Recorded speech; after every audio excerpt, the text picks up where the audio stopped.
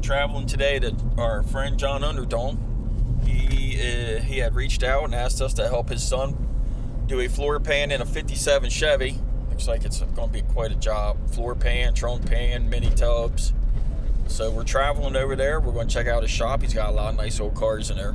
John used to own a speed shop back in the day. When I was 16, 17 years old, I used to buy high performance parts from him. It's just weird how life does a full circle, and we're meeting back up with John, and actually I can do something for him for once. So stay tuned. And I got old Fisher over here. What's going on, brother? What are you doing today, Kevin? I'm watching. Man, I knew I should have called in sick today. All right, we'll see you when we get there.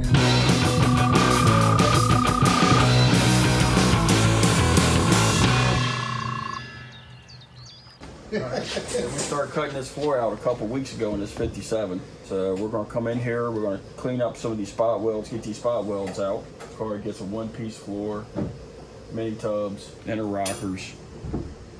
And it's going to be a little bit of a job here, so stay tuned, and we'll probably put you guys on time lapse and we'll show you around a little bit.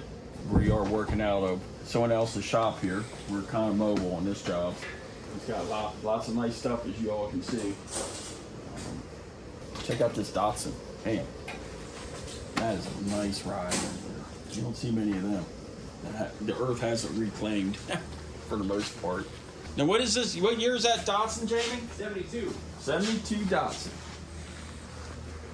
Well, we started cutting this floor out, so we're going to continue to clean this up at the rocker point here at this seam. We're going to come inside the back here by the seat. We got to bring it all the way up into here, where this one-piece floor comes up and meets the trunk pan. The inner wheel wells will be cut out because it gets mini-tubbed. Just a lot of cutting and trimming. So that's what we're going to be doing for the most part of today. I look real enthused, don't I?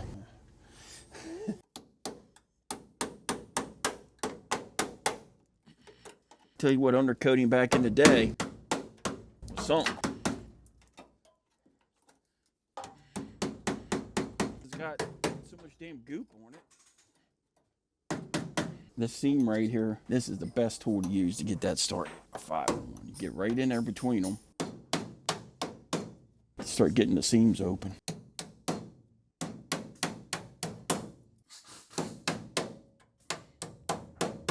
So here's what we're going to do. We're going to take this and we're going to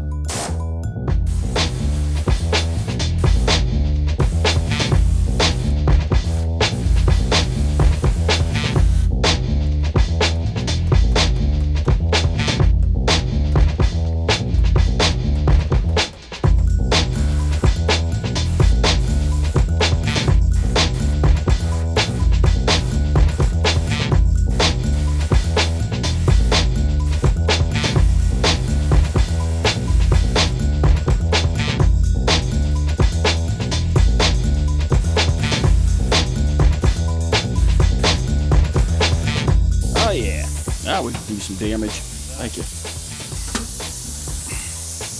Oh, that's a big help. That's cool.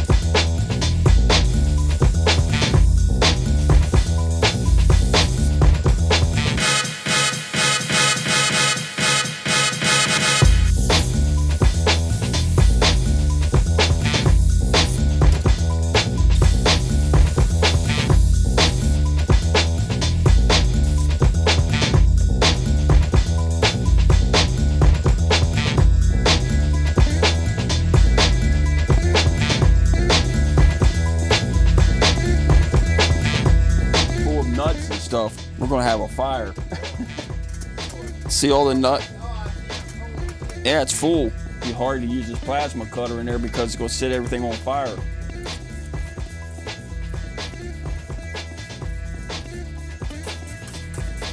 Because we got road nests in there, and they're very flammable. I don't think we want to smoke up the garage either.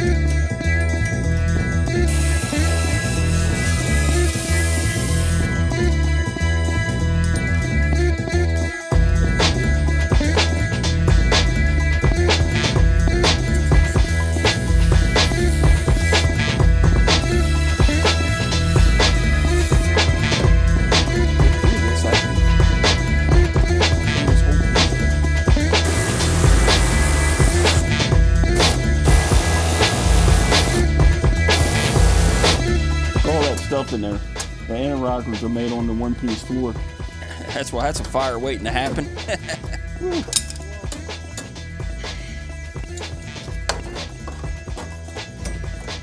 Mouse shit and everything in there. Look at that. Well, at least we can get a good look at the outer rockers and see how bad they are. Because they ain't bad, I wouldn't touch them.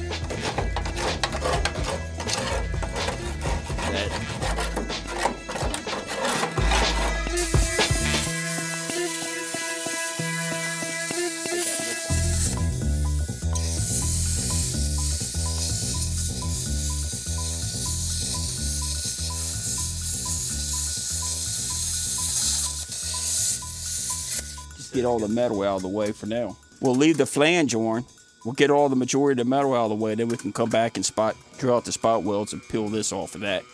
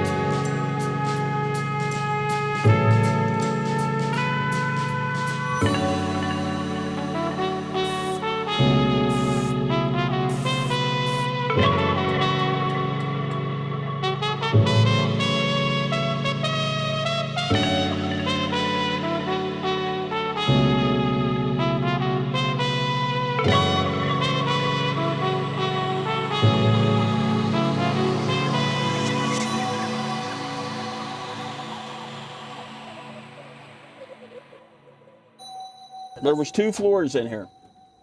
There was a strip put on top of the original floor. All right, so we're gonna go in here. We're gonna show you a little bit of John's collection of cars. He's got a nice variety of cars here. So what we got here is, we got the Falcons.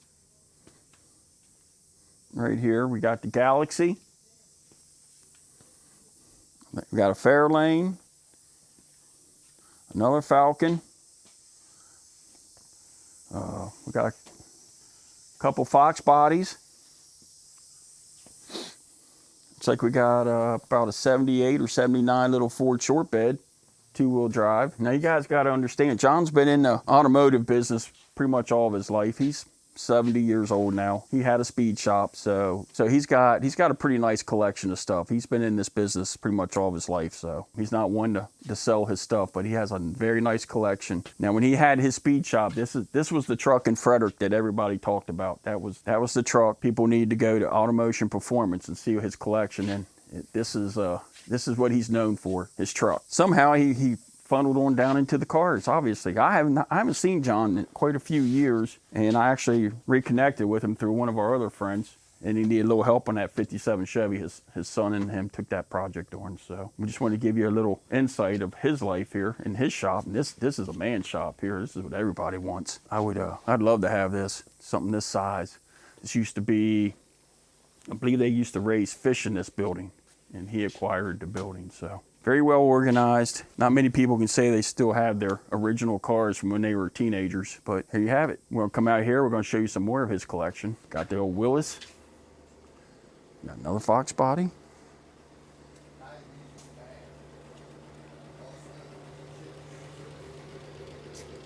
Hey John, you got too many cars. You got too many cars.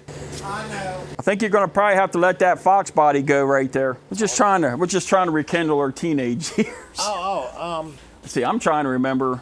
Man, it was. God, I was 16, so that was in the 80s. It was late 80s, early 90s. Yeah, we had to put the camera on your truck back there. That's what you were known as in Frederick, was the speed shop, the guy with the nice Ford truck.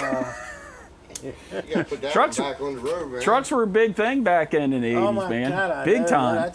That was half my business. Yeah, the cars didn't even really take off till probably late 80s or into the 90s, but everybody had trucks in Frederick. Yeah, lifted trucks. Yeah, I had 2 of them. I had that one, and then I had the beater. I had that big block in. It took a good running Fox body to beat it. Oh yeah. I mean, if they give me 2 cars, I beat them every time. Silcott. I ran Silcott one time, and he come back and he says, "God damn, underdonkey." He said, "That thing will run. That truck will run a 1420. I don't know about all that."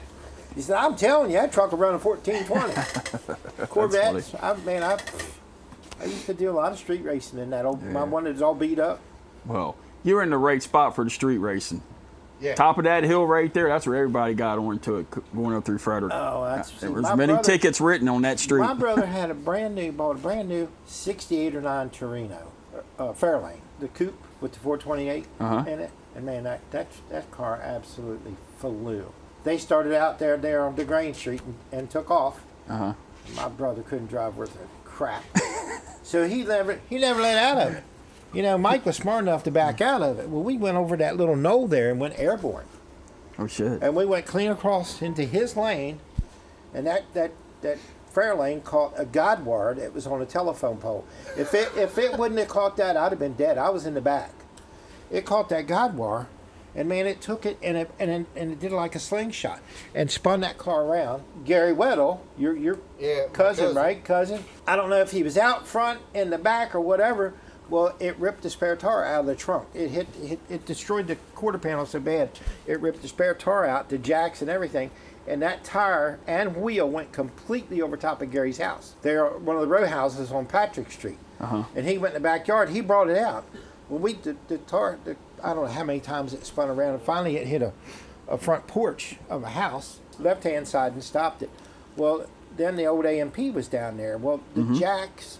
Anything that was in the trunk where it ripped it up out of the floor pan, it was cleaned down by towards Watson's, where Watson's used to be. Yeah, I remember. It was down. It just slung shit down the whole street. Yeah, that was good. Coming coming off that hill and hitting down there. Then we'd go down 40 and crack them. But that was Well, cool. see, We when were I shot. run that, we used to go out to Lily Pond, Yeah, Lily Pond, Double Bush Bridge, Lehigh Stretch. 15. Yep. Well, we never went out there. Yeah, I was Lehigh Stretch. And Yeah, 26. I ran a GTO. I had an old 55 Ford pickup with a Cleveland in it, and I run a boy. He was from around that area. He had a 12-second car, so I didn't know. Funny you say that 12-second car. You know, if you had a 12-second car back in the 80s, you had a badass car. Oh yeah. And then when all them Montgomery County boys started trailing their shit up, and Baltimore boys bringing them 10-second cars, that was a game changer up in Frederick. Yeah. Oh yeah. Yeah, that was them. Yeah, that was them boys. That was when. There were some fast cars. Mills would bring that car he had out. He ran 11s.